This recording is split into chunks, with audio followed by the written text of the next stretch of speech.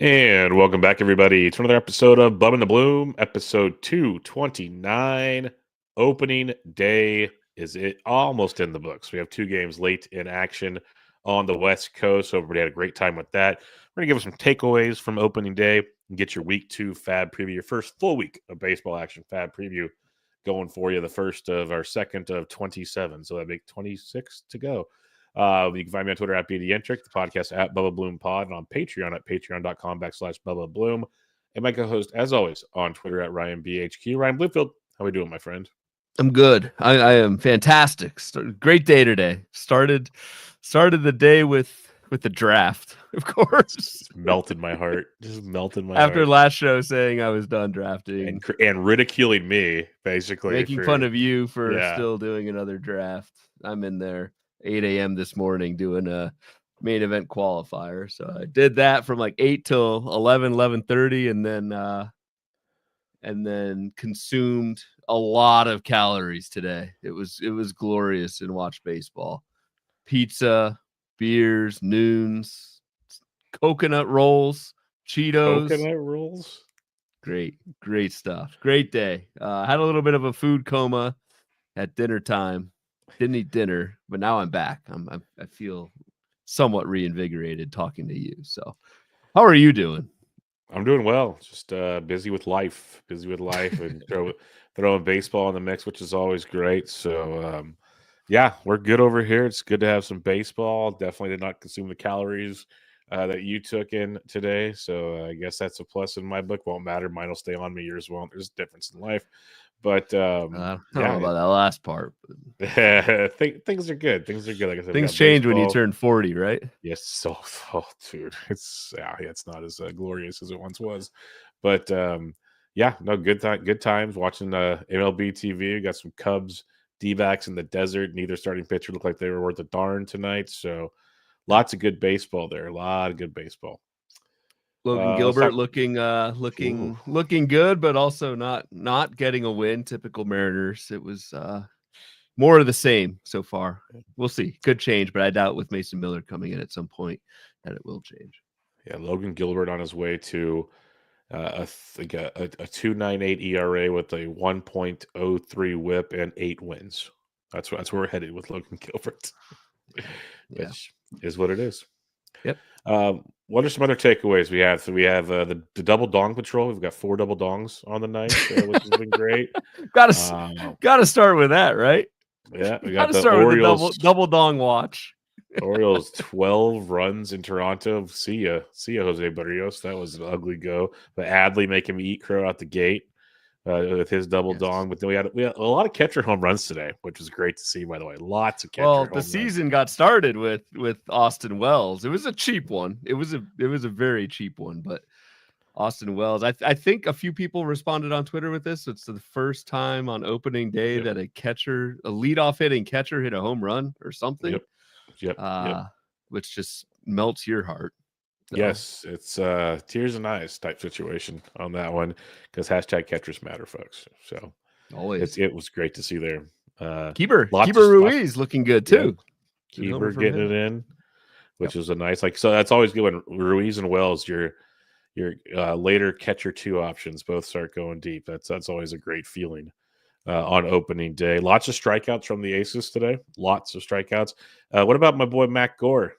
6 shutout innings, strong. 1 hit, 0.0 walks, and 13 punch outs. Yeah. Almost a 40% CSW. Good for the whip. Great for the whip. Yeah, there goes that projection thing. I think I'm moving back in the right direction on this one. It's 1 start.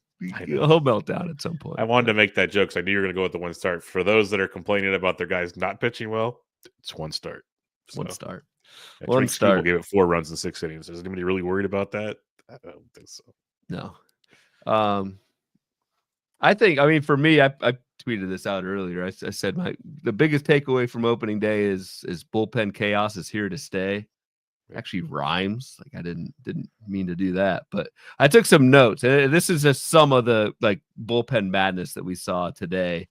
2 of the more stable guys out there, Devin Williams, Josh Hader, they got the save, but I believe both loaded the bases with no outs in their appearance in the 9th. So did not did not look all that hot. Jordan Romano came in the 8th inning of a game today, gave up 2 runs, didn't look so hot. Aroldis Chapman came in the 8th inning of a tie game today. Justin Slayton got the save. Tough look for David Bednar, taking the L against an all-time bad-looking Miami Marlins lineup. Didn't even get an out. Did not even get an out. Yeah, so tough look for David Bednar. We'll talk about, in the FAAB preview, some kind of actionable things with this, but like Cincinnati, I picked up Scott Barlow and Tout in FAAB this week because I have to start him. He showed up in the 6th inning, Santillan in the 8th, and I don't even know how to pronounce his last name. Ian Jabot? Is he French, like Fauché? It doesn't matter. He's getting out of here. This Ian Jabot dude shows up in the 9th, blows it. Jabroni, more like it. Sorry. Yeah. Texas, we kind of knew this, but like Martin came in on the 8th. Luke Jackson, who I will fully admit did not even know was on Texas earlier this week. Luke Jackson came in the 9th, gave up 3 earned runs. And then to top it off, at least so far, this day of closer madness, chef's kiss. You were lamenting this in the Discord. Blake Trinan getting the 9th, Tanner Scott getting the 8th in a clean save situation for the Dodgers this evening. Bullpen madness is here. Didn't even pitch. Who didn't? Kirby Yates never got up. Yeah, Kirby Yates didn't even pitch. Like, what the hell? You can't even hey, they brought him in the 7th or no, didn't even pitch. Nowhere to be found. So, dude, like Dave Roberts is Dave Roberts. I warned you all for a long time. Yeah, It's not a victory lap. I'm just saying. 3 games. A lot of disappointed Tanner Scott folks out there because, like we said in Vegas, Tanner Scott was going in the 5th or 6th round of these drafts because it looked like he'd be the guy getting that first save. So just a wild day of bullpen madness, and I think that's the biggest takeaway for me of like actual things that like Jackson Chourio got the platinum sombrero today, 0 for 5, 5 Ks. Like not a great look, but like Jackson Chourio's obviously going to be fine. So yeah, so that was for me. That was wild. I probably missed some bullpen stuff, but those are at least the notes in between eating Cheetos and pizza. I was kind of writing down some bullpen stuff. Well done, and that's most of them. Like it's there's a bunch of saves. I'll talk about that on Breakfast with Bubba. Tons of saves, but very few of them are clean. Let's put it that way, because you mentioned some of them that struggled. Like Ryan Walker even gave up a run in his save. There's a lot of just they got through it type things, if that makes sense. So yeah, bullpens were a mess. Go ahead. Sorry. No, you're good. One thing that I picked up, Mike Clevenger would have got the save today. Yes. Came in the 8th inning with 2 outs of a very high leverage situation. Got the out, and the White Sox, I think, scored 6 runs the following inning in the 9th. So Clevenger did not come back out to get the save in the 9th. So it does look like Clevenger, at least for how many games the White Sox are winning, is going to be the closer. Nicky Lopez pitched in that game. That's tough. That's brutal. An opening day hitter pitching is not what you want to see. You know what's more brutal is that Nicky Lopez is on the Angels instead of Christian Moore or somebody else that actually might help them. Yeah, but that's just the Angels again who have Reed Detmers in the bullpen. So Kevin Newman starting shortstop. Tim Anderson's rocking second baseman number 77, which is also tough to look at. He actually it was kind of cool. I totally forgot, but it was at the game was at the White Sox, and Anderson got a nice ovation from the South Side faithful. Beautiful. Dr. Doom in the chat here says Trout getting hit in his first at bat scared the shit out of him. Yeah, that'll do it. Yeah, got hit on the hand. Like it wasn't just. I mean, it was like whoa, but he was fine. So many of those hand injuries lately too. It's just not what you want to see. Michael C says Romano was bad. Alvarado looked electric. Yeah, we'll talk more Alvarado later because Alvarado had a phenomenal spring too. It was talked about. I heard him talked about here and there, but not nearly the extent in other places because it seemed like it was Romano's job, to do the thing. So. We'll see how that was. Yeah. Tyler O'Neill homered for the 6th opening day in a row. 6th straight opening day. Bryce Harper homered. It's not like a consecutive streak, but it's almost every year with him on opening day. It's just the way they roll. I got to eat some crow, but it's the crow I'll eat every time when Wilmer Flores hits the go-ahead home run. Like the guy I don't want even on the roster anymore. hits it. So thank you. I'll eat that all day long if that's the case. Elliot Ramos take Hunter and Green deep. That kid's gonna be good. Gonna be good. Yeah. Giants team's gonna be fun. They're gonna get my hopes up, I know, like usual, and just to tear me down because if healthy, they can do some damage, but they have no depth at all. So it's just it's one of those things. It's like they have a little outfield depth, but the rest of the roster, a couple injuries away from making this rough again. Yep.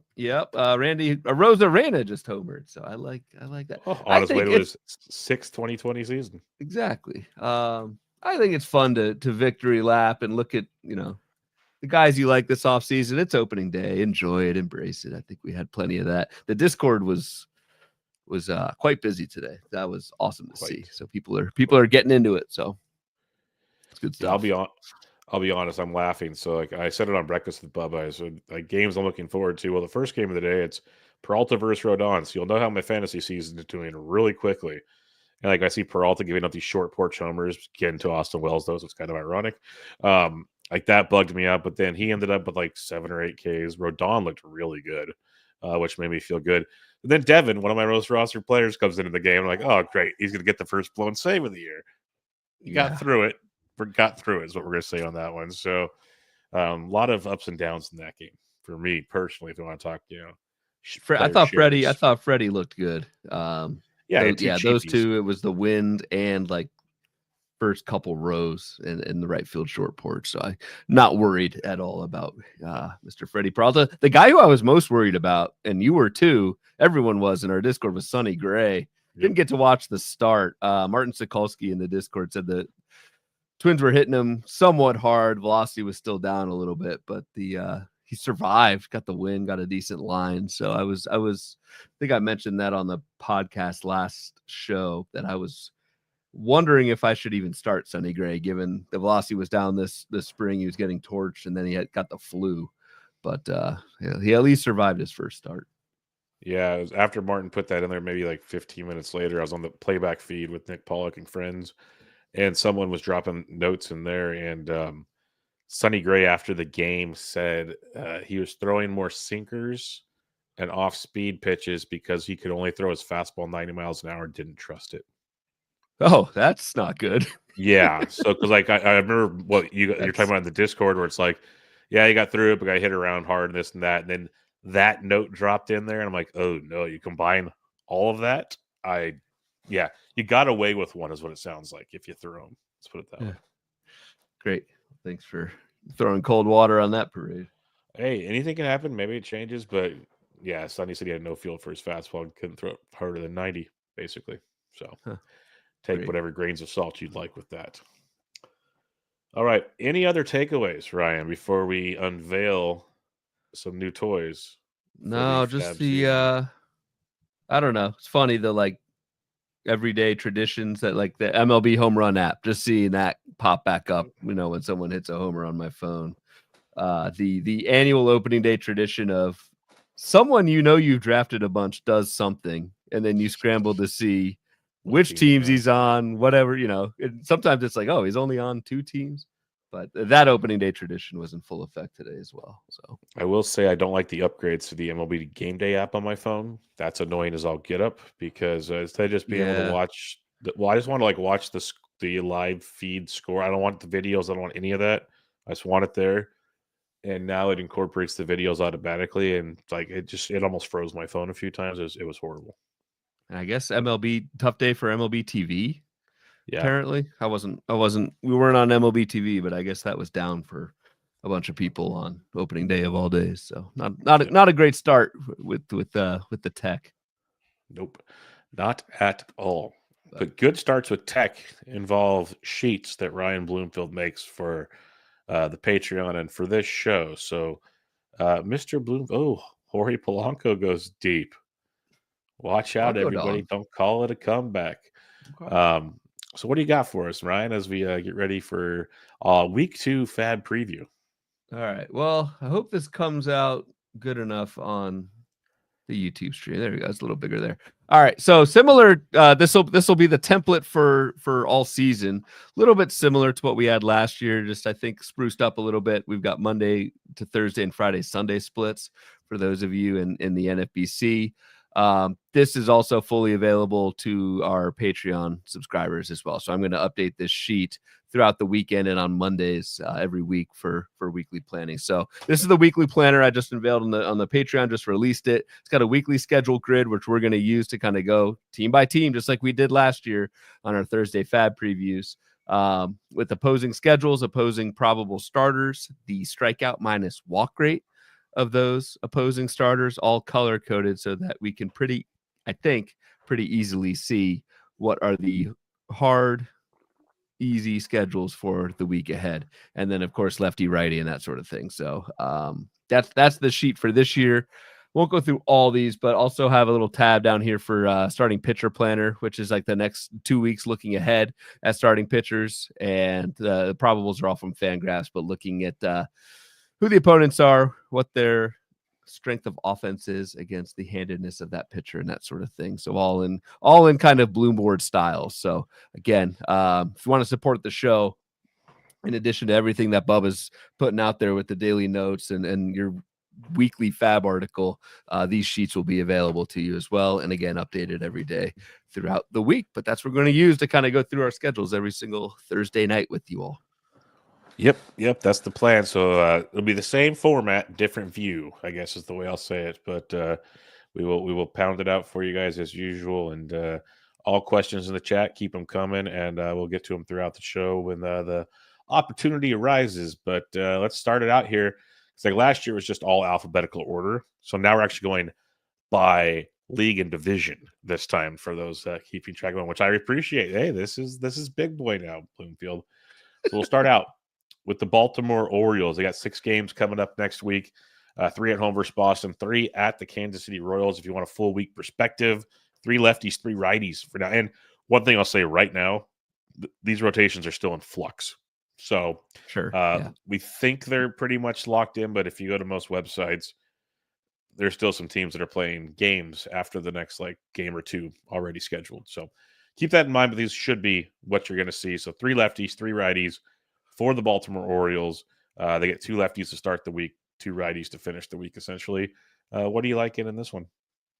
I mean, so I think tonight, it's kind of just like a rundown of each lineup. I don't know how much actionable stuff, like to what we were just saying about to take away from one day and FAAB and that sort of thing. So one thing I'm looking at is Cedric Mullins, the double donger. Cedric Mullins, is he going to play against these 3 lefties? Is Jackson Holiday going to play against these lefties? Is Ryan O'Hearn going to play against these lefties? Like, it looks like Baltimore almost has a line change situation because they do have Ramon Laureano, Jorge Mateo, Gary Sanchez on the bench. There could be some platooning there. So a good week to kind of get a feel for the Baltimore lineup and what they're going to do against 3 lefties, 3 righties here. Yep, that is very, very fair on that one. For me, like, do you go to your Ryan O'Hearns of the world? Is that something that gets your excitement? Probably not on a 3-3 week, but I guess if you can do bi-weekly, with 3-3, it's tough to get anybody, essentially, barring an injury in the next couple of days. But when we look a little deeper into this one, I will throw his name out there because he might still be rather lowly rostered. Let me check real quick. But that's not what I wanted to see. Wow. Oh, you got to be crapping me. Give me a second here because I want to see Cade Povich's. Got a 2-step. So we'll talk about him later, but I wanted to see what his roster rate was here as we're talking about this. Why isn't he showing up in here? Maybe he's 0%. The Cade Povich 2-step next week is at home against Boston, on the road against the Royals. So that's I'm an idiot. That's useful. I got it. Cade Povich is 52% rostered in OCs right now. So someone to keep in mind for next week. That would be a target of mine if you are in need of something like that. All right. Again, a little rusty here. Just getting back in track. Boston Red Sox, they have 6 games coming up this week. 3 at Baltimore, 3 at home against St. Louis. 1 lefty and 5 right-handed pitchers. So what do you got, Mr. Bloomfield? It was a very good sign that Wilyer Abreu hit 2 home runs today. in a 5-game week, that is very nice, and it's also a very good schedule, right? It's a 13% strikeout minus walk rate for the group facing the Boston Red Sox this week, especially on the back half. You're getting Fetty, Palante, and Miles Michaelis. Like that St. Louis rotation is going to be pretty rough. So yeah, I think Willie Abreu, I don't know his ownership or whatever, but 66%. Okay, so pretty widely rostered in 12 teamers, but definitely absolutely startable this coming week with a righty heavy week ahead and a hell of a start on opening day.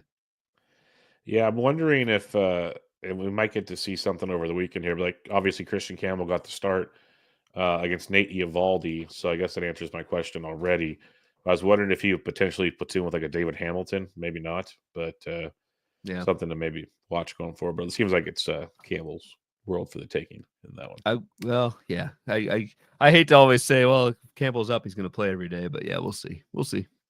That's the thing. We don't really know. Like we can look at spring training lineups and that sort of thing, but we don't really know the trends with these teams until next week. As Mike Curlin made very clear when Dylan Cruz hit 8th on Thursday, where he hadn't hit 8 the entire spring and pretty much all last September. So that's one of those that makes you go, huh.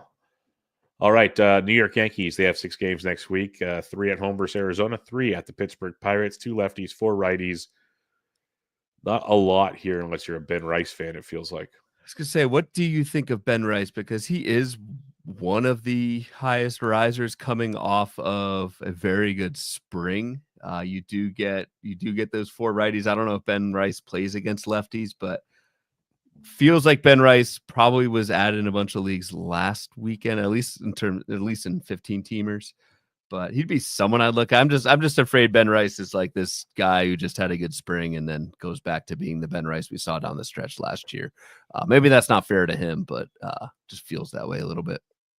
The way I see Ben Rice is he will be extremely streaky. It's like you almost got to just play him and ride the goods with the bads, or just don't play him at all, kind of thing. That's as bad as that might sound. He's 60% rostered, no C's, so he's out there if you like him. It's strictly a power play, and I don't know if I want to play a power play this early in the season.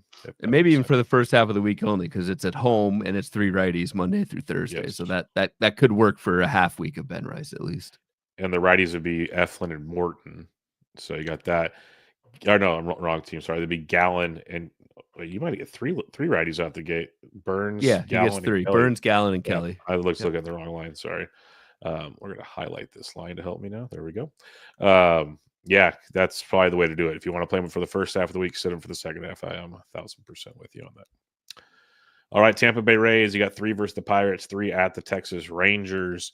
All right-handed pitching, and that's what we like to hear when it comes to the Tampa Bay Rays, is nice, sweet, and simple. So who are you looking for here? Because Brandon Lau's probably widely rostered, so is Josh Lowe. Not a lot else in the automatic lefty situation. Yeah, I mean, roster resource has Jonathan Aranda, who a lot of smart people were in on in draft season. So Jonathan Aranda could be worth a look this week. It is a tough week though for the Rays. They get Skeens and DeGrom and then Kumar Rocker. So like it's not, the best week for Tampa. Maybe you roll with the first half. It's a tough week for them. So I don't know. It's Jonathan Aranda. Danny Jansen was taken pretty much everywhere. Your guy DeLuca hitting near the bottom. Rays did they play today? Yeah, the Tampa Bay against the Rockies had an off day today because they needed. The leagues moved their schedule back a day a while ago because the team needed more time to transfer the Yankee stuff to Rays stuff in the Yankees minor league ballpark. That's what I heard yesterday. Needed that extra day, huh? Because then I saw clips out there, like even in the training room where there was decals of Yankees, there's now Rays decals in there. So they needed time to switch things over. Oh, okay. Yeah, I was like, did they? Yeah, I don't think I saw a lineup from them today. Nope, they play tomorrow. They were one of the 2 teams that play tomorrow for the first time. Okay.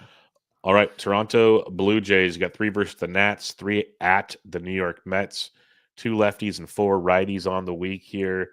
Toronto, man, pitching was not great on opening day, but And honestly, the bats didn't do much either. So, what are you looking at here with Toronto outside of maybe taking a chance on Alan Rodin, who got the start on Thursday? Right. That's the one who I guess people are gonna maybe take a chance on. And again, probably already picked up Alan Roden in leagues. That's one you want to look at this weekend, see how he does. But has some prospect pedigree. Hit 9th today, so we'll see. It is a pretty easy schedule. I mean, it's Williams, Soroka. We'll give you Mackenzie Gore, Tyler Right. McGill, Griffin Canning, and then Peterson. Like that's pretty cake for any fringe Yeah. Toronto guys. Yeah, that's pretty sweet. Pretty sweet indeed. If you can get Rodin to make it happen, that's the best way I'll say it. Because otherwise, the lad offense is also rather locked. And your boy Jimenez went deep today, so that was nice. Yeah, and hitting cleanup, by the way, Andres Jimenez. Like, what the hell? Did not expect that, but I'll take it. Not many of us did, my friend. As long as he runs out of the cleanup spot, I don't care where the hell he hits. Yeah, for sure. That's obviously quite important there. Head to the AL Central here. The Chicago White Sox, 3 at home versus Minnesota, 3 at the Detroit Tigers. All 6 games versus right-handed pitching. We're talking the White Sox, though. So maybe Benintendi, if available. He went deep already. Like, are we back to Benny Biceps year 2? Is that where we're going to be? Did homer today, so that's nice. But yeah, it's a somewhat tough schedule, and I just don't think there's much on the White Sox. Like, you're not adding Travis Jankowski, Brooks Baldwin. Like, you maybe start Benintendi in the 15-team round. I don't even know about a 12. He's only 3% rostered in OCs.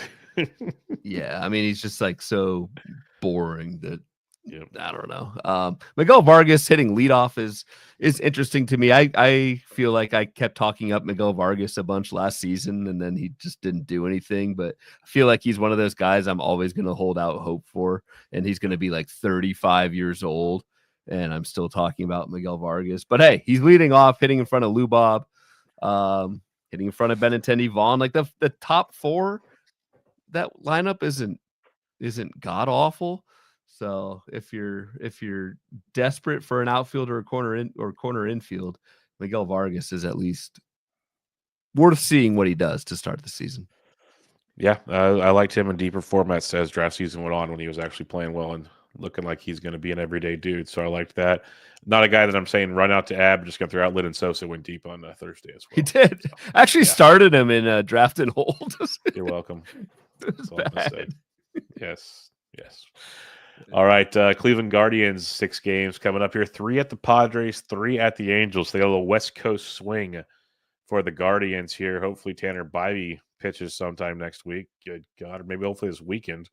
2 lefties, 4 righties when it comes to the Guardians matchups, Ryan. And we got a curveball when Manzardo started versus a lefty today, so I don't know what this lineup's going to be like. Yeah. And did he homer today? Yes, Manzardo? He did. He went 3 for 4 with a double, a triple, a homer, and a walk. Yeah, that's obviously very encouraging. Manzardo did DH, so it wasn't first base. So I'm kind of on first base eligibility watch. Your guy Carlos Santana keeps getting in the way there of Kyle Manzardo's path to first base eligibility. If Santana could just go away for a little bit, that would be fantastic. But yeah, Kyle Manzardo playing against a lefty is a fantastic sign, and this schedule is really not that bad. The strikeout minus walk, I should have said at the beginning, this is all last year's strikeout minus walk. Maybe that's obvious. I'll switch it over to 2025 at some point, but pretty easy overall, especially the back half. Anytime you're getting that Angels rotation, it's Jose Soriano, our guy Kokainowitz, and Tyler Anderson, like that. That's good. So Kyle Manzardo is interesting to me. Nolan Jones did not play against the lefty today, so that was that was pretty surprising too. Big Christmas got in there. He did. Noel got the start. So, and then in terms of like Cleveland's rotation, I don't really know until we figure out what Tanner Bybee had to eat the other day and when he returns. If anybody's on social media, he flat out told everybody he loves eating Chipotle before every start. So, did he actually say that today? Oh yeah, there's tweets all over the place that people like started digging up from previous interviews. One was like this past January, like he talks about. Okay. Oh yeah. I didn't know that. That's Neither pretty did I, funny. but I didn't know that. But I was before like a while before the show, I was prepping breakfast with Bubba and stuff, and I just started searching Twitter if there's updates on him. No updates, but a million different Chipotle tweets, like quote tweeted all over the place. So yes, T's and P's to anyone who started Ben Lively today. By the way, oof. yeah, that's all I'm gonna say. All right, we got the Detroit Tigers. We 3 at Seattle, 3 versus the Chicago White Sox. 1 lefty, 5 righties for the Detroit Tigers here. This is a lineup that gives you a good week for Kerry Bonds, but he should be rostered in most formats. Mr. OPS, the league leader in OPS and OBP, and Spencer Torkelson, Dude, for 4 with a homer and 4 walks. Those are some nice looks if you're interested. I mean, Torkelson, that has been, I put this in the Discord, but quite a rise from basically when, I mean, with Detroit signing Glaber and then moving Colt Keith to first base, the writing was on the wall that like Torque does not have a job. And he goes from that, at least on opening day and against a lefty. So we'll see against right-handed pitching if Torque plays. But Torkelson having a hell of a spring and then looking good today. He is rising up top ad boards, and I think Spencer Torkelson is worth dipping into that just because he has proven that he can be good in the majors before. Ton of prospect pedigree, and I think I don't know, do you have his 12-team ownership? 64%. Okay, so available in some 12-teamers. So I think Torkelson is your guy here. Tough to see Trey Sweeney not getting a start today against a lefty, but I think that's what's going to happen at shortstop for Detroit this year is a platoon with Baez and Trey Sweeney. He came in and played this like the last 3 innings. So yeah, there's once Snell was gone, Sweeney was in. Gleyber Torres stole a base today. Gleyber Torres has a beard, which is I've never seen before. You didn't know that? Oh, he came to spring training with that. It was wild. I didn't know. Yeah.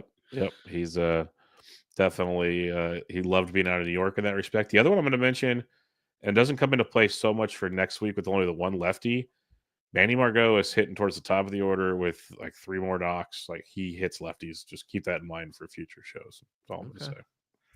What he does.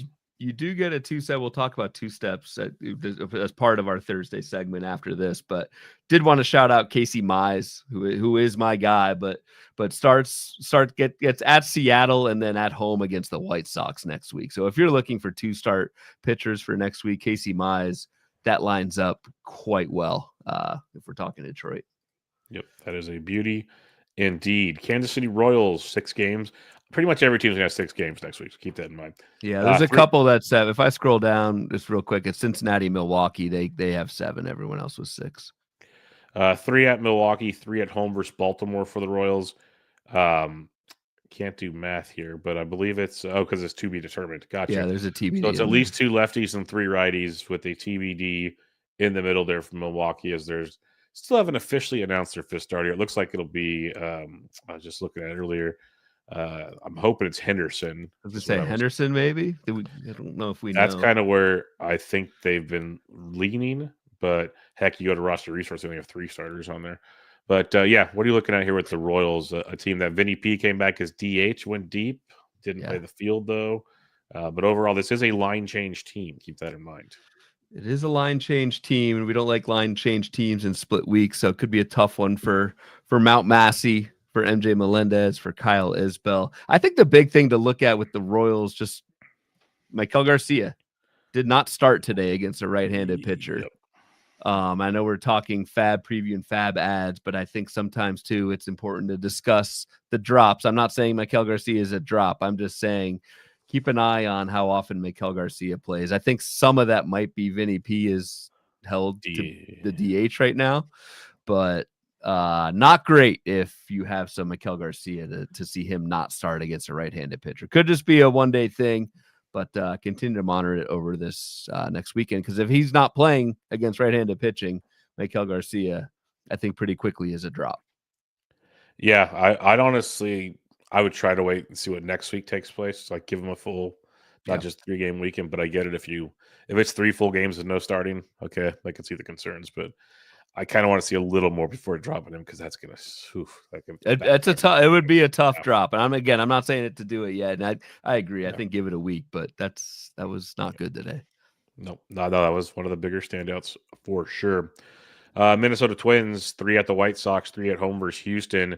5 righties. Here we go. This is our favorite line change team all of last year. Let's see who we got. Trevor Larnach, come on down. For those that didn't believe in Matt Wallner, come on down. But it's pretty much Trevor Larnach now that Kepler's gone and Wallner plays pretty much every day. Yeah.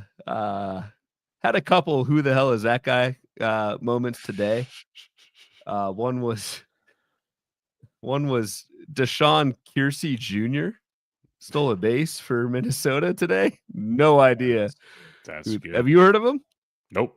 Okay. All right. If you haven't heard, I don't hear people all the time, but if you don't hear them, that's tough. But yeah, your right-handed weeks for the Twins this year are looking kind of same as last year, except for our guy Kepler. So Wallner and Trevor Larnach are good ads. You're gonna laugh at me. But my guy Ty France locked in 6th spot in the order. If you need a 15-team corner infielder, wave the French flag, people. All right. Anything else? Nah, just I'll drop the mic there. Okay. The Athletics. They have 3 games at home versus the Cubs, 3 at the Colorado Rockies. So this is a really good week, all things considered. Like a really good week. Loving this one. 1 lefty, 5 righties for the Oakland A's. I think Ryan's mic's still on. The problem is the A's honestly don't platoon a lot. And one thing that stood out with Thursday's game as the A's faced Gilbert, a righty, Seth Brown sat in favor of Miguel Andujar. So yeah, that's another thing to keep an eye on for like you deep leagues. If you did try to do the Seth Brown streaming situation, that's not looking too strong. It's only 1 game, of course, but other than that, JJ Bleday should be rostered, I'd imagine. Soderstrom could be a dude. I know a lot of people are in on him already, but maybe in 12s you can get some Soderstrom love. So anything you're looking at here, I know Max Muncy will be popular as well. I was going to say, did you mention Muncy? But again, Muncy probably taken a bunch last week, and that's kind of what we're saying. Like a whole lot hasn't changed. Available in the NFBC though. Remember? Yeah, that was a weird look, but yeah, in NFBC leagues, Max Muncy is widely available. Did start at second base, though he hit 8th in the opener today. I think you need to look at Miguel Andujar in 15-team formats just because the schedule. I mean, this is like an ideal schedule. I'm highlighting it on the screen. It's an average of a 10% strikeout minus walk rate. League average on that is like, I want to say like 16%. So we looked last year. Yeah. Okay. So it's very low for the opponent. Again, the lower, right? If we're looking at hitters, the lower strikeout minus walk rate of the opposing pitchers is what you want. That's why it's green on this sheet. But to get Feltner, Senzatella, and Mookie Blaylock for Colorado, next weekend, like that is golden. And even the front part, like Justin Steele hasn't looked that hot. Ben Brown, we both like Ben Brown, but he's the 4-starter. Jamison Tyon, like it's a really good week for Athletics. So 15 teamers, go for your Miguel Andujar as I think a sneaky cheap weekly streamer. Here's the only thing I'll say, because I agree this is probably one of the best schedules on for next week. I live about 3.5 hours away from Sacramento. It's supposed to rain off and on all next week, so that could affect things. Don't say just that. throw that out there. Yep. And we always got to put a little cold water on early season Colorado. The weather's not that hot. If it's raining here, it might be snowing there later in the week for all we know. Just keep that in mind. Schedule looks outstanding. Even just pitching matchups alone, not even ballparks, just pitching matchups. But just remember, it's early in the season. Weather is a capital B at times. So something to think about. Good call. Coors, we actually did research on this at Baseball HQ, looking at monthly park factors, and Coors and Wrigley were very extreme early in the season. Yep. All right. The Houston Astros, 3 at home versus the Giants, 3 at the Minnesota Twins, all right-handed pitching for Houston, and they get a pretty friendly set of Well, maybe not so friendly. Depends on how you evaluate certain pitchers, I see. So I'll keep that comment to myself. But you got an Astros team that, for the most part, I think we've seen the starting nine, and I don't see a whole lot of changes coming that way right now. Agreed. I don't know what the move is. I mean, Cam Smith probably widely picked up last week. Brendan Rodgers started for Houston today at second base. If you're really desperate there, a bit concerning to not see my guy Chas McCormick start. Our player shares, I think he's my second most rostered player, which I thought he'd at least play and get a chance, but that may be a short side platoon for Chas McCormick. So if you have Chas and 15 teamers, you may not want to have him for too long. We'll see. We'll see how he plays, if he plays. Yep, I'm with you on that one. Los Angeles Angels of Anaheim coming off their pitching situation. That I'm just going to leave it at that. 6 games, 3 at St. Louis, 3 at home versus the Guardians. 1 lefty and 5 righties. But as much as we kind of like to make fun of these guys, Mickey Moniak's not around anymore, so that ruins that platoon situation. I don't see a whole lot changing here. I don't either. You're not picking up Kevin Newman. You're not picking up Yohan Moncada, who played today. Joe Adell, wasn't great to see him hit 8th, though he is locked into an everyday role, so that's nice. But yeah, there's not much to act on here with the Angels. One person I put on your watch list, though, because he actually made the club, is Kyron Paris. Really liked what he did this spring, young player. You like him, yeah. Yeah, looking like his spring was awesome, like I said. And he's not an elite prospect by any means, but he at least, has some skill sets and whatnot. So he could be a guy, if he gets some run, that can be very, very interesting at some point in time. Okay. All right. The Seattle Mariners, 3 at home versus the Tigers, 3 at the San Francisco Giants, 2 lefties, 4 righties on this one for Seattle. And they do some platooning, and this could mean it's a 2-4 week. Are they split evenly? They are split evenly. Is it a rowdy week, my friend? Is it rowdy? Time to get rowdy in here. Rowdy, your guy did start today. Struck out tonight against Severino. He does that, by the way. He does that, just so we're aware. What about Ryan Bliss? I think that's your Love him. That's your early victory lap call there in terms of playing time. You think Ryan Bliss is addable? I think definitely in 15s, marginal in 12s. Definitely in 15s, he should be added. 12s, if you already think you're going to be kind of weak on speed, I'd be adding him. He's going to hit towards the bottom of the order. Batting average should be okay. I don't think he'll be elite by any means. Should be good, though. And just if he gets on, he's going to run. He's going to run. Yeah. So, if people like PCA, he's like a lighter version of PCA is the way I would like to best describe him, probably. Stole a base tonight, so that's obviously a great sign. 50 bags last year at AAA for Ryan Bliss, with a 50% stolen base attempt rate. I'm looking at the minor league leaderboard from last year that we have available on the Patreon as well, with good plate skills. I'm with you, Ryan Bliss. I'd worry about the playing time, but if he has the job right now and he's playing and running, I think that's a really good sign for Mr. Bliss. So I think you definitely want to take a look at Ryan Bliss this week. Yep, that would be. I would draft him over Max Muncy, to be honest. If you're looking at a second baseman, I think kid. I would too. Yeah, I think I would too. Yep, I'd be there in a heartbeat. All right, Texas Rangers, 3 at Great American Small Park, 3 at home versus the Rangers. All right-handed pitching for Texas, and Jake Berger hit 5th today. That was good. Liked seeing that. Higashioka got the start versus the lefty, which I've said time and time again is kind of ironic because he has reverse splits and Heim hits lefties better. So maybe it's more foreshadowing than anything. So what are you seeing in this Texas situation? Jock jams, right? We got to get used to this. This is no longer the Arizona Diamondbacks leading us off in 2024. This is the ultimate jock. This is why you roster Jock Peterson for the 6-game week. I don't really care if it's the strikeout minus walk rate is red. Having 3 of those games in Cincinnati and then 3 back home is pretty sweet. So Jock Peterson hitting cleanup most likely 6 times next week is awesome. You called this. I'll give you your shout out. We'll get to Leote in a second. Concerning concerning to say the least. But Higgy, we'll bring up the catchers.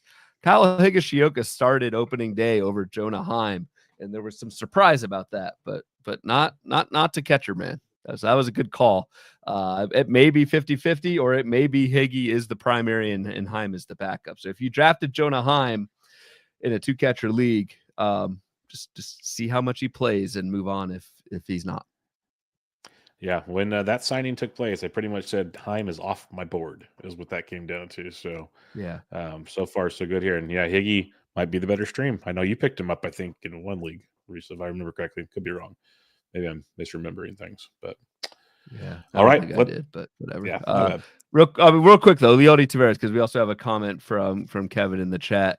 Just weird, right? Leody Tavares, I guess, was named as starting outfielder and then did not start on opening day. So a little bit of mixed signaling there. You're shaking your head. Because some of these managers are just so beyond frustrating. Beyond frustrating. I'm not even talking about Leody, just there was a handful of things like that. Where it's like, are you freaking kidding me right now? Like, this is what we're doing after we, yeah. I digress. All right. Yeah. Let's go to the National League here, to the NL East, starting out with the Atlanta Braves, who lost to the Padres today. 3 at the Dodgers. That should be some fun baseball to watch. 3 at home versus Miami. 5 righties out of the 6 games for the Atlanta Braves. I'm not adding Jared Kelenic, though. So anything interest you? We've gone down that route before. No, I don't think. I mean, Drake Baldwin did start today against a righty, and in a righty-heavy week for the Braves, could get probably 3 starts. We'll see what that looks like in terms of playing time share with Chadwick Tromp. Grant Holmes. So there was a little bit of alarm. Why is Grant Holmes pitching in the bullpen? But I'm guessing it was just a side session, his normal bullpen day. That's what I put in the chat in the Discord. Is my assumption, and then I saw someone mention it. A beat writer mention it. Okay, it was basically a side session because he hasn't pitched on Monday. So we're still set for a 2-step next week for Grant Holmes. However, it is it's half of a tough one. It's at LA to start, and then at home against Miami on the back half. So you're throwing that, but don't be alarmed if you see Grant Holmes in the bullpen today. I don't think it's that big of a deal. Because some alarms were sent up, that is for sure. Miami Marlins 3 at home versus the Mets, 3 at the Atlanta Braves here. They face 5 righties in those 6 games. There's Kyle Stowers in your deeper formats, but the 2 that kind of intrigue me, Ryan, if you're getting really goofy, Matt Mervis in your deep formats. He had a really nice spring with power. It's got to be really deep. The guy I like a lot in situations like this, again, these are all 15 teams pretty much, is Graham Pauley. He's going to play third base against righties more often than not. Graham Pauley was the guy with the Padres that showcased a ton of power, and then like Machado showed up and other things took place. Like if Machado wasn't going to start last year, Pauley was going to be the starting third baseman. That was like a big talking point. And then Machado got there. Then Pauley sent the year in the minors and is gone. Again, these are 15 team. Like you're desperate for something. I don't know what at this point in the year is the problem, but those are 2 guys I would keep in mind.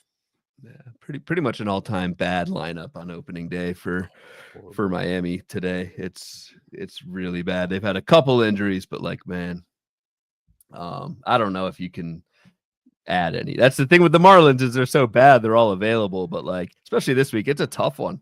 I mean, if Senga continues to pitch well, you get the Holmes. They're not brothers, I don't think, but you got Clay and Grant Holmes, you've got Schwellenbach. Like that's a very tough schedule. It's a 20% K- walk for that group against Miami. So I would not expect many saves. We may not get a read on the Miami save situation for quite some time, to put it bluntly. That's very true. Looking at those matchups, that's not good.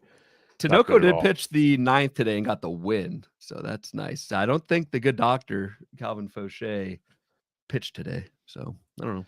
Must have been distancing himself from the team.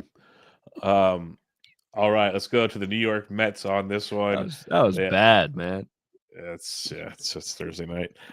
3 at the Miami Marlins, 3 at home versus the Toronto Blue Jays. So we got some interleague action coming your way. 6. We got a lot of righties coming up in the next few years. 6 right-handed pitchers in 6 games for the Mets. Do you fire up some Jesse Winker in this one? Yeah, you fire up some Jesse Winker for sure in a 6-game week, and it's an easy ass schedule.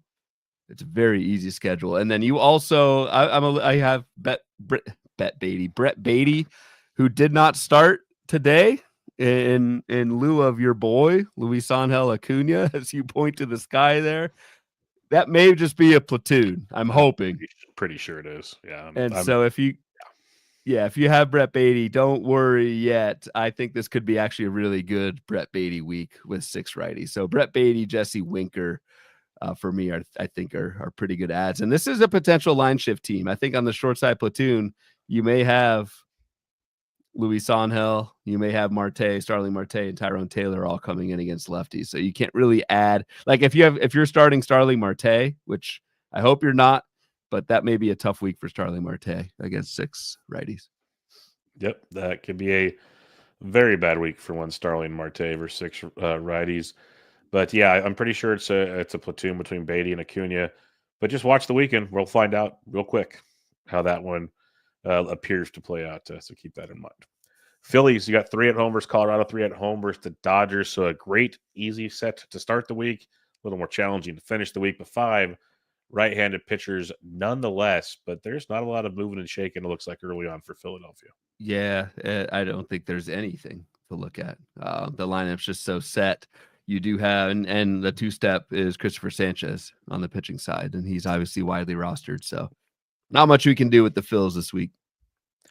All right, the Washington Nationals, 3 at Toronto, 3 at home versus Arizona. 5 righties once again in this one. Not a lot to go with here either, in my opinion. Agreed. For as much as we love the Washington lineup, pretty much widely taken, basically from top to bottom, with the exception of maybe Paul DeDong. Everyone else is, even like Jacob Young is rostered. He's hitting 9th, Dylan Cruz 8th. So not much you can do in terms of an ad. Your 2-step, is Trevor Williams. Tread very lightly there, people. Yeah, tread very lightly with Trevor Williams. Given he was pitching well last year before he got hurt, he was actually pitching decent this spring. But it feels like smoke and mirrors, so I'm not going to run and tell you to do it. But just surprised. All right, NL Central here, Chicago Cubs, 3 at the Athletics, 3 at home versus San Diego. You got 4 right-handed pitchers in the mix there. Cubbies offense looks great on Thursday night. Hopefully that sticks around all season. Michael Busch looks like he'll be in a platoon, so if you are a Michael Busch fan, this could be a week to use Michael Busch. Yeah, maybe it's a 4-start. It's a 4-start week for Michael Busch. That was the thing I was going to key on because there's really nothing else Cubs wise. It's a damn good lineup, and you were saying before the show you have a ton of Cubs this season, so nice of them to touch up Mr. Zach Gallen in the opener. But no, I don't have much on the Cubs. Yep. Cincinnati Reds coming at you with 3 at home versus Texas, 4 at the Milwaukee Brewers. Obviously, we're waiting to find out who the Brew Crew put together in that final start. So you got at least 4 righties, maybe 5 coming up this week for Cincinnati, which kind of makes things a little tricky given the first half of the week's 3 righties. So you got that locked in if you want to go there. But any lefty bats you're looking for here? I'm always going to name Jake Fraley as a platoon lefty bat. If that TBD starter is a righty, I think Jake Fraley in righty heavy weeks is a decent ad. Your guy Gavin Lux, just worth. Cleanup hitter Gavin Lux, by the way. He's widely rostered, but I just wanted to note cleanup against a righty today. Will he play against lefties? I don't know, but cleanup against righties is pretty sweet. Yeah, there's a great chance that he platoons, but at the same time, with Austin Hayes out now, maybe not. Yeah, good point. Because dude, they don't have a lot of options. Blake Dunn and Jacob Hurtubise and Santiago Espinal. Like, just why not try? Like, if you have Hayes there, I get it. But Gavin Lux, I think lefty on lefty, you maybe just want to see what you have there as opposed to those 3 studs I just named. Yes, I'm 100% on board there. Milwaukee Brewers coming at you, 3 at home versus the Royals, 4 at home versus the Reds. It's a 3 lefty, 4 righty week, which makes things a little tricky, but it's 3 righties on the weekend, 3 lefties to start the week if you want to play the rotations on the NFBC. The thing I'm looking at is your boy. I got to bring up Garrett Mitchell. I got to bring him up. Got pinch hit for today. Of course I have to. Garrett Mitchell got pinch hit for today with the bases loaded because he faced a lefty. I don't get that. I think they played against a lefty today.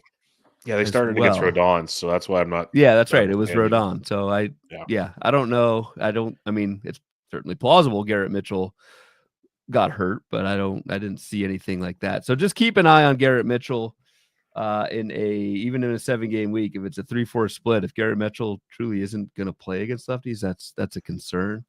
But I don't know. Other than that, dude, they started. Have you heard of Vinny Capra? I was going to say, to start the week, it's 3 lefties. Get some Vinny in your life. Hey, Jesus, Vinny. My cousin Vinny shirts are writing themselves already.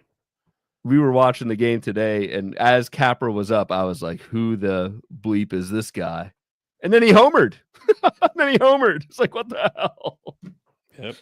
I can't recommend Vinny Capra. No, I don't think that's the deepest and darkest. That's the deepest and darkest of leagues right there. If you need them, that's NL tout, NL labor.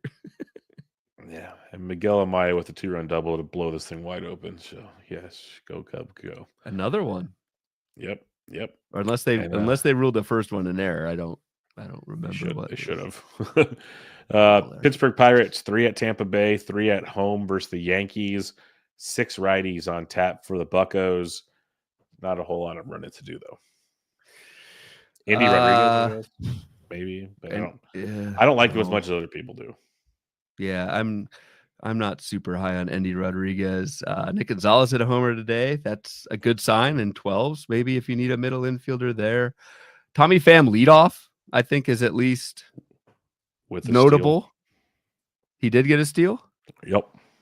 That's a good sign. I don't know what Tommy Pham's. Should probably have this tab up for our FAAB previews. I got you. It's week 1, people. We're shaking Tommy off the Pham, rust. 5% in OCs. In OCs? Okay, yeah.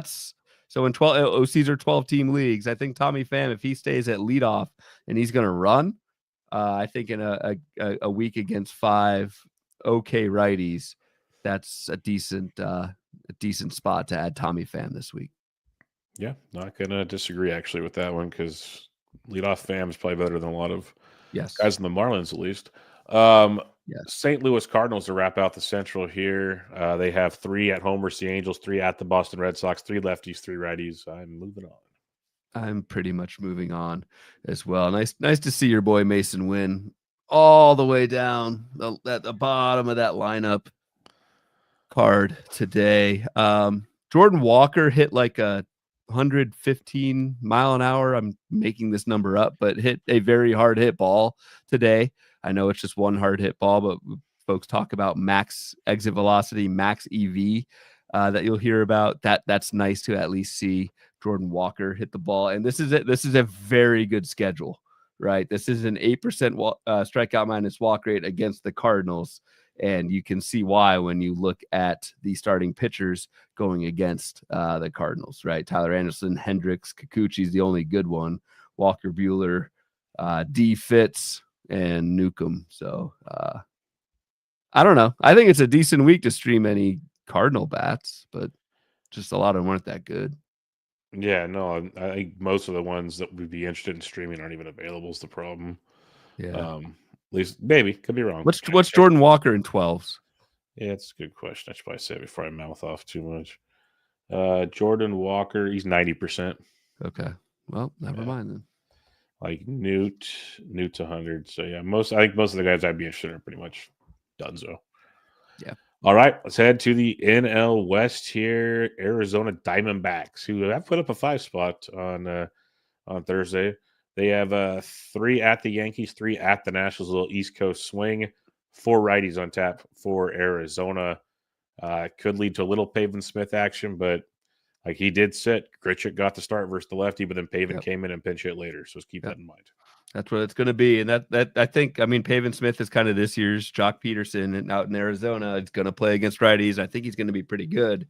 It's just a tough call in a 4-game week against righties. Like, I don't know. You typically want 5+ right-handed pitching matchups in a week to start these platoon guys. So Pavin Smith is on my radar, but pretty low in bids this week just because probably only going to play 4 games. And for as much as he comes in and pinch hits like he did on opening day, the same thing can happen if a lefty enters the game against Pavin Smith and he does not finish a game that he starts. So it definitely works both ways there. 100%. Colorado Rockies, they have 3 at Philadelphia, 3 at home versus the A's. 2 lefties, 4 righties for this wonderful Rockies offense. Like that Nick Martini is starting over Zach Veen type offense. This is just brutal all around. I'll just let you have the floor on that one. I mean, it is. We don't really know what their lineups are going to start looking like, but like Jordan Beck was a popular late draft season pick. So if you're looking for outfielders, Jordan Beck, I think, is going to get some run in outfield. What do you think about? So they just signed Mickey Moniak. Yeah. I mean, it's actually. Did you just throw up in your mouth, or? Yes and no. What was that noise? He's weirdly going to be appealing in Colorado. I know. I know for a fact I will add him for like $2 certain weeks. I am not clueless in this. It's just sad that he got a 1-year, $1.5 million contract to come play in Colorado. Yeah, I do not understand the Rockies at all, but I'm just throwing some names out there that could be factors. This week is tough because you can't really start any Rockies the first half. It's on the road against Christopher Sanchez and Zach Wheeler. Gets easier on the back half at home. Osvaldo Bido, JP Sears, and Estes. So I don't know. It's gonna be a disaster for the Rockies this season, as we all know. Indeed. Los Angeles Dodgers, 3 at home versus Atlanta, 3 at the Phillies, 3 lefties, 3 righties. I'm good. Yeah. I mean, I don't really know what you do. Michael Conforto did not start today against a lefty. That's mildly concerning, but that was surprising. Yeah, a little bit out of left field. No pun intended, since that's his actual position. But did start against 2 lefties in Japan against the Cubs. So we'll see. But yeah, 3-3 split. At least if you have Conforto, try and see if he plays against another lefty before you can make that call, because a platoon Michael Conforto is suddenly not that interesting. Not at all. The San Diego Padres, 3 at home versus Cleveland, 3 at the Cubs, 3 lefties, 3 righties. Again, I am pretty much out. Like just out on the Padres? On this week with the Padres, like Gavin Sheets will be a popular name in the deep today, but like, yeah, no, Gavin Sheets is Platoonville, and it's a 3-3 split. So no Padres either. Yeah, that's what I meant by out. It's just the matchup's not going to do it for me. And then the last team we have here, the San Francisco. We talk Giants last every week. That's awesome. We get the Giants last every week. We can switch it. We can switch it up. We can do no need. San Francisco Giants, 3 at Houston, 3 at home versus Seattle Mariners. 5 righties on tap, including 3 of them over the weekend. So in your deeper formats, you got your Lamont Wade Juniors to look into, and your Yastrzemskis to look into if you're feeling the need for that. Otherwise, I hope the main culprits are already rostered on this team. Yep, agreed. I have little to nothing to add to that. I just hope Elliot Ramos breaks the hell out for your sake. It would be beautiful. It's glorious. All right, that wraps up our 30-team schedule preview for the coming week. As usual, then we get to usually we go CBS risers and 2 starts go last, but there's not a lot of risers here. That's fine. I got it. Do I have it here? It's on the other. You have to share it. That's right. We do that real quick, and then we'll switch over to with 2 starts after this. 2 steps. All right.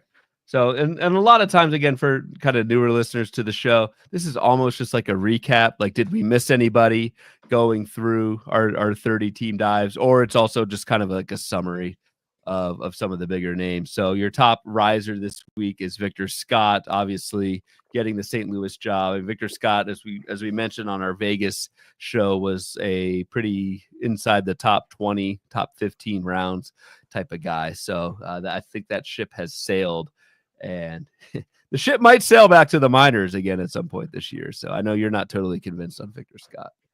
Yep, been pretty much out on that one. Didn't really spend much on him this past week, so we'll see. Could prove me wrong, but we shall see on that one. There's your Ben Rice or Brett Beatties as well. So your boys. Ben Rice, mildly interesting. I think Brett Beatty is interesting again in an all-righty week. You've got Max Muncy way down there, but you said, who did you say over Max Muncy? Ryan Bliss, you would add at middle infield, second base over Max Muncy. So not a whole else lot on the that was a sentence on the hitters. Pitching side, as you'd expect, you got your Luke Jackson all of a sudden when everyone said he'd be the closer, and already seen how that's going. Other than that, it's a lot of starters that were late put into the rotations or finish strong in spring is kind of how it looks. What's your take on Birdsong? I think I saw a question somewhere about do I hold on to Hayden Birdsong? What's your feel there? Popular guy.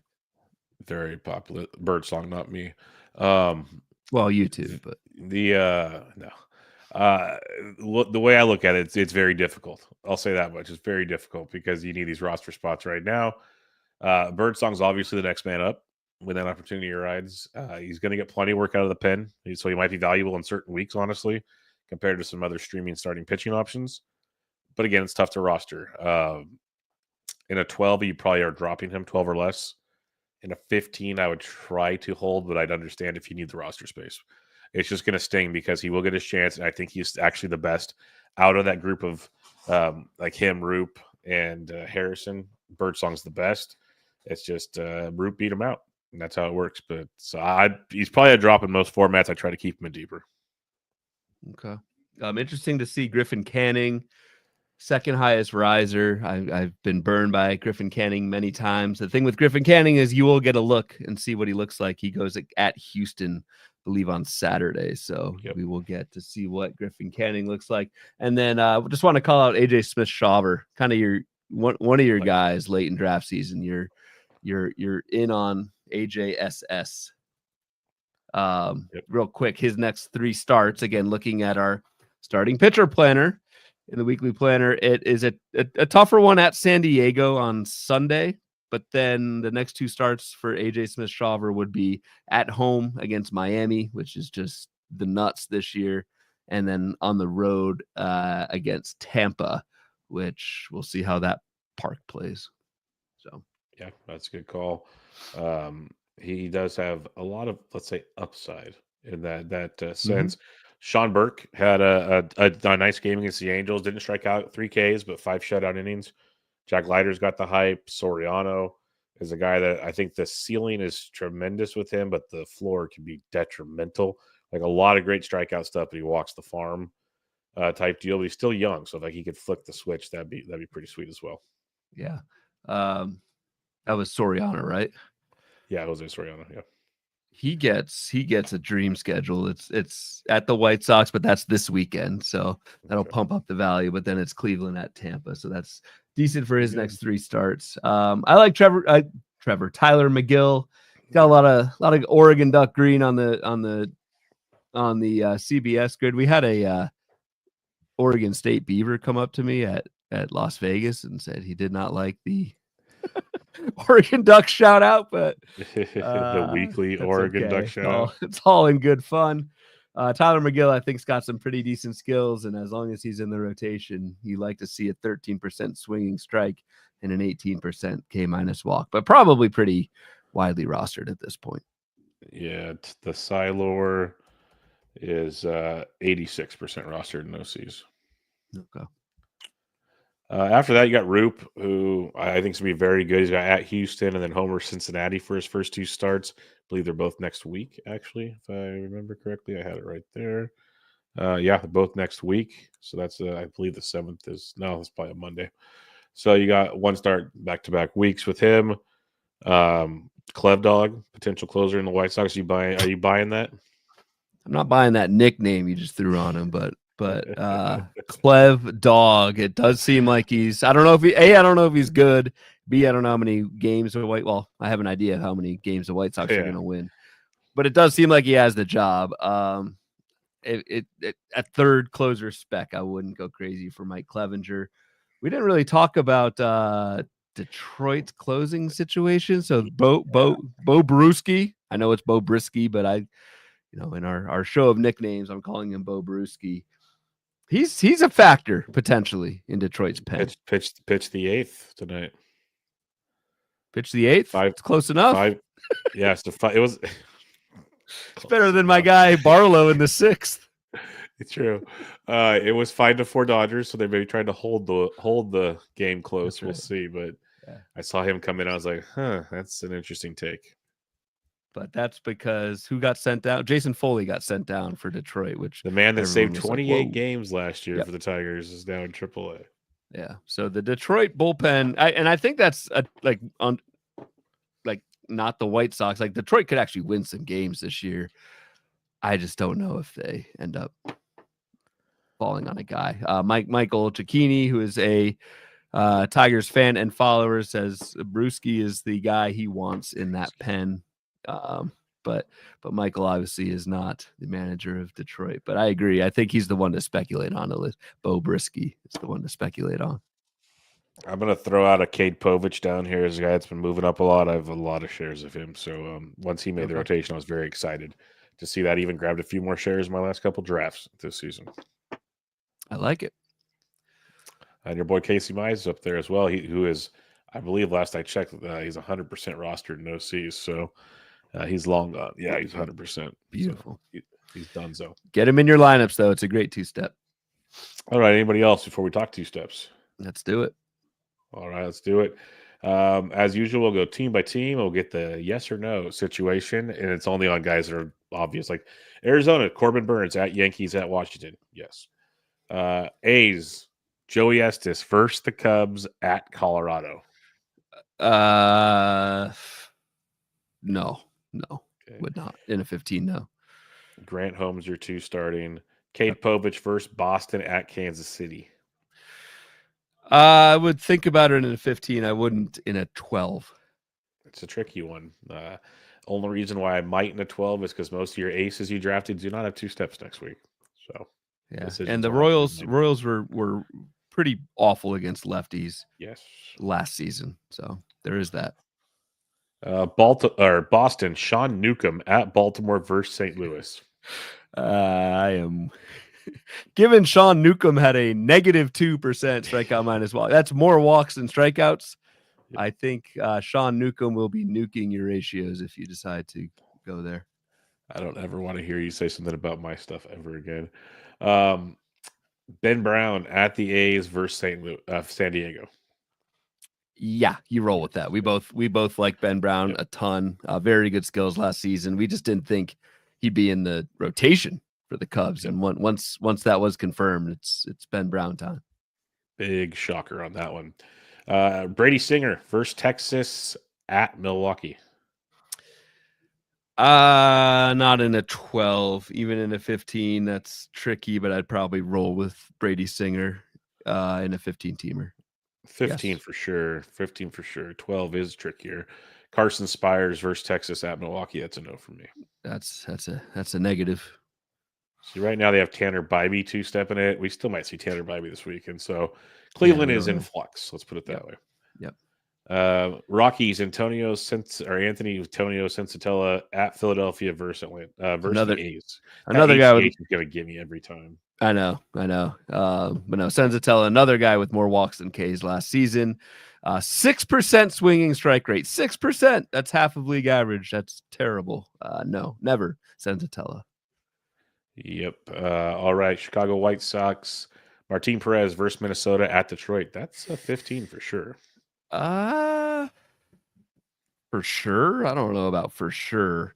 I just don't know if you're getting any run support there. I don't even know if I do it in a 15.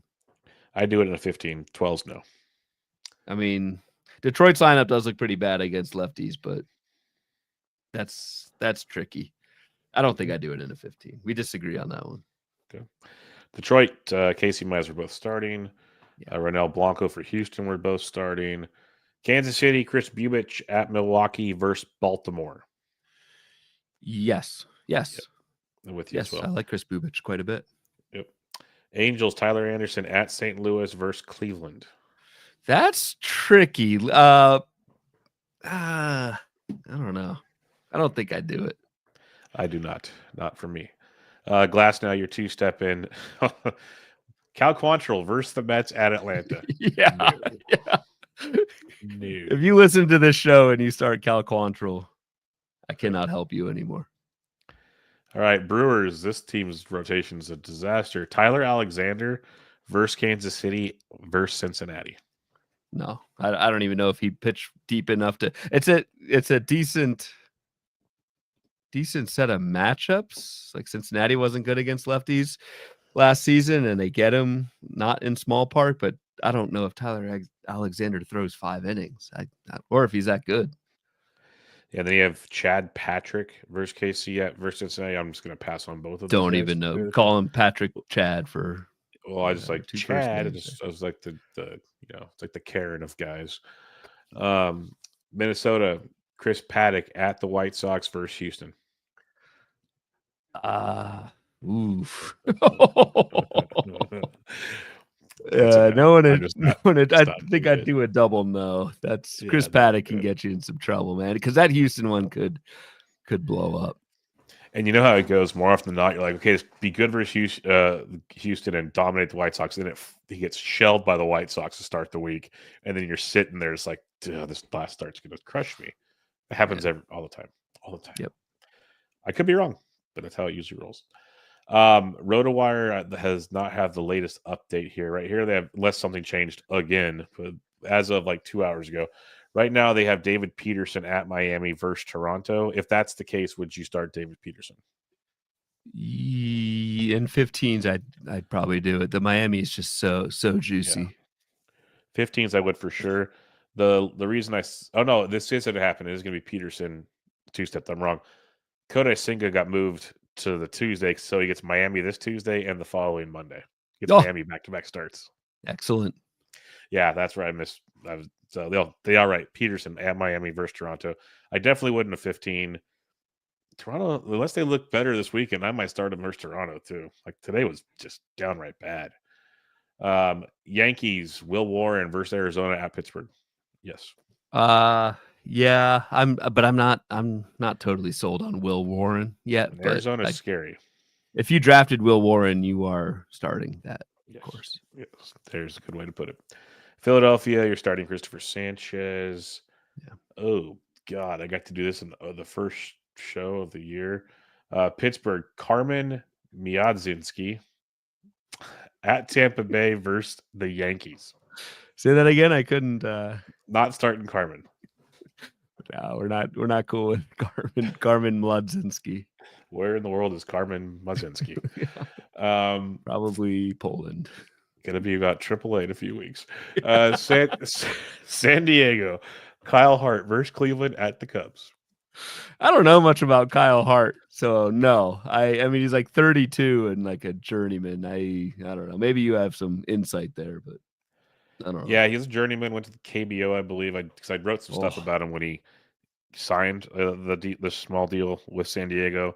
Really improved the strikeout stuff in Korea. And how does that translate to the bigs? It's always the question. Usually there's a fallback there. Like I'm a believer in what this Cubs offense is going to be, especially versus lefty. That could be nice. Cleveland's like both these teams. I'd say no for now. Just let's see what this Hart kid's all about. It is a decent set of like the Cleveland matchup's kind of tempting, but I'll probably sit. But Hart is a guy that I have on a watch list. Let's put it that way. If he did the proper improvements, we could get a year. It's like we saw how Fetty came back looking much better. Like Kyle Hart could be that guy type of pitcher. Okay. Makes sense. Yeah, so I just got to see it though before I invest too much in it. And that means I might not get any shares, period. Seattle, Emerson Hancock versus Detroit at the Giants. I never am Emerson Hancock. I'm kind of never Emerson Hancock. Has some prospect pedigree, so don't like totally throw him off your board.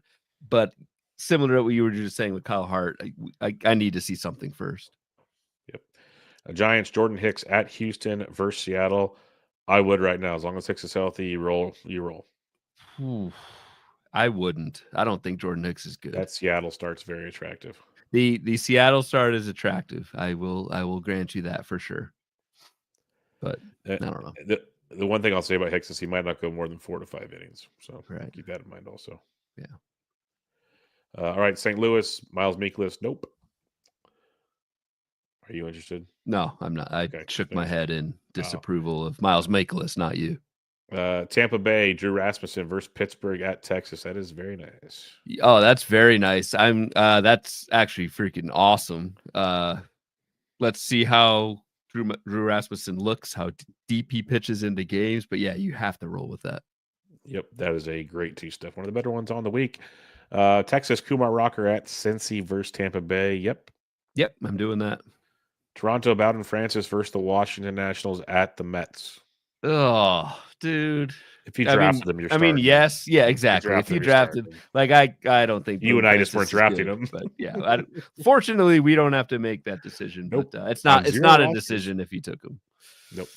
And then Washington, Trevor Williams at Toronto versus Arizona. No. I mean, Arizona's like elite, dude. No, yeah, I'll pass. Toronto's pretty good too. So I'll pass on that as well. All right, final thoughts on the week 2 FAAB before we get to some listener questions. That was a quick run through, a little rusty on my part, but we got there. Yeah, my part too. It's a lot going on behind the scenes because we cover so much that it's got to be a well-oiled machine. We'll get the WD-40 out this on week. One sheet. Now we had 3 sheets going on. It's a little different this year. So give us another week or two. We'll be rocking and rolling. I will try and have, instead of asking you, hey, I wonder what his ownership is in 12s. I'll actually have that tab. You can have the 15 ownership up. I'll have the 12s. Okay, we'll do that. That works. All right, let's do some listener questions here. Joe G, he says, drop Vic Scott for Soderstrom. 2 opposite players, so the cop out is do you want speed or power, but that being equal, I would take Soderstrom over Victor Scott. Yep, I would have Soderstrom as well. I'm with you. All right, Jeremy, Ty France or Matt Mervis? I'd have Ty France. Dude, I need to get a friend. I need to get like a mini French flag. Get one of those out here. Yes, Ty France over Matt Mervis. All right, Frank says, would you trade Teoscar for Rosarena? No. I would keep Teoscar. Yeah. Yes. He also says, would you trade Bryce Miller for DeGrom? Yes. I would take DeGrom over Bryce Miller. Yes. And then he says FAAB for Alan Rodin, $3. Yeah, like less than 1%. But I'm not sold on Alan Rodin. I just think he's a guy who may not even play regularly. So I wouldn't buy into the prospect hype, and most of the time that fails. Sean says, what guys are you dropping in FAAB this week? That's a loaded question. I'd have to go through and see what's droppable on my teams, honestly. Yeah. Like the closest one you said is Maikel Garcia from we talked about earlier. Is one to watch, but I'm not dropping Maikel Garcia yet. I'm not overreacting from one day of baseball. Agreed. So let's see. I think that's everything. But I mean, it's a really good question from Woody, because that's half the. But it's so hard as as an analyst, because so much depends on your teams and everything about your teams, and yeah. But yeah, if you guys have specific questions on if you want to drop this guy or that guy, we'd certainly give our thoughts for that one, because it's an important question for sure. Yeah, I wasn't trying to be rude. Like it's been one day. Like there's really not a whole lot of garnering to push me to drop somebody in one day for the guys I drafted like 48 hours ago or something.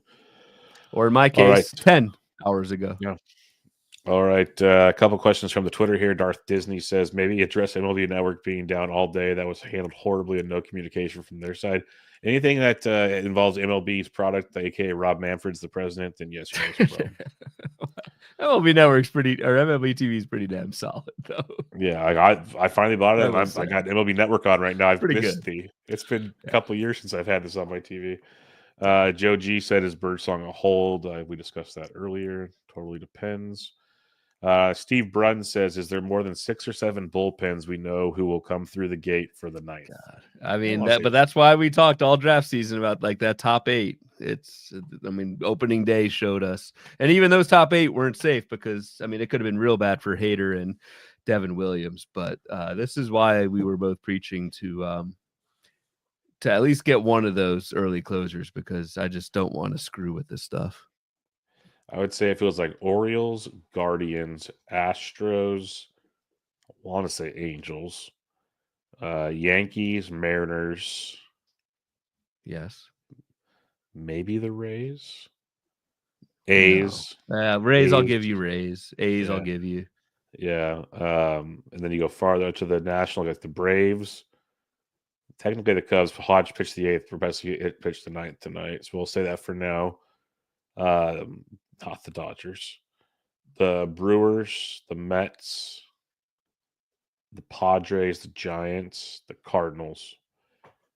That's Those 15. ones, that's half the league. Yeah, there's That's a couple half I the almost threw in there, but I've been gentle. So I'd say at least half the league. Yeah. Jaron B says anyone thinks Slayton will be the closer in Boston. He's been one of the 3 names I've mentioned many times in articles that to keep an eye on between him and Chapman and Hendricks before Hendricks went back on the IL. So it's chatting. It's like early preseason. Everyone was saying Slayton was the best option. So did Chapman come in a tie game today? I believe he was trying to hold I the don't know, lead I'd have or to look. whatever. Yeah, I It think was definitely the tight 8th inning. It was tight. Yeah. All right. Final thoughts, my friend. That is it. Those questions. We are all in, out, done. Good to be back. Good to be back. Hour 25. That's about the running rate for these Thursday shows, just because we pack so much in. But good to start the routine again with you, my friend. Yes, indeed. I got my notes. I always write down the names we talk about that are of interest for me to either add to the article on for the weekend or to put for my own FAAB. So it's how I kickstart my weekend for FAAB is this show. So I hope it helped everybody else. Hope you guys, if you're on the YouTube, got to enjoy the sheets that Ryan was sharing. Again, if you want full access to all of them, they're on the Patreon for you to use anytime you want. Like if you're watching the show, there were people in there the whole time checking them You can out see as like we the little went. people up there. So Yeah, so you can always check that out. It's patreon.com/Bubba Bloom. But until next time, we'll be back with you guys Tuesday with the first Bloom Horde episode of the season. You can find Ryan on Twitter at RyanBHQ, podcast at Bubba Bloom Pod. I'm at BD Entric. This is Bubba and the Bloom episode 229. Catch y'all next time.